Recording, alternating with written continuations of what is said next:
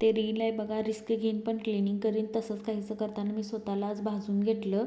त्यानंतर चिनूच्या स्कूलमध्ये 15 ऑगस्टचं फंक्शन होतं म्हणून तिच्यासाठी ट्राय कलरची इडली पॅक केली टिफिनला आणि तिला स्कूलला पाठवून दिले. म्हटलं आज घरात थोडीशी साफसफाई करावी, तशी मी वरच्यावर करत राहते, पण आज म्हटलं किचन ओट्यावरील जे कपाट आहेत ते हाताला येत नाहीत, त्यामुळे ते राहून जातात, तेही आज क्लीन करून घ्यावं.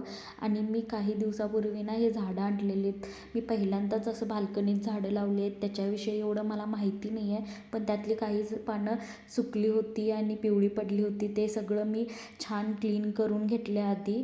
आणि परत जे हे खिडक्या असतात ना, त्याच्यात तर एवढी धूळ बसते की त्याला रोजच्या रोज क्लीन करावंच लागतं.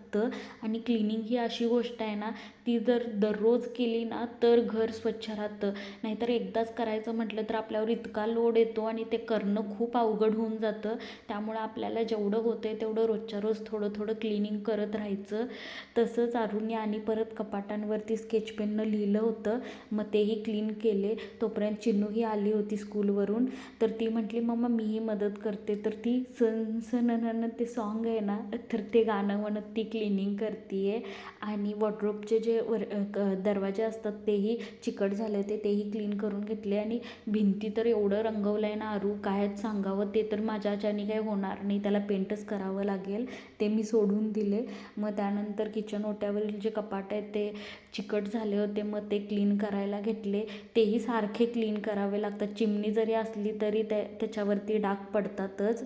आणि त्याच्यावरती जे मी आर्टिफिशियल प्लांट्स ठेवले तेही चिकट झाले, तेही साबणाने स्वच्छ धुवून घेतले. तर असं काहीचं माझं किचन दिसत होतं क्लिनिंग नंतर. तर भेटूया उद्या, बाय.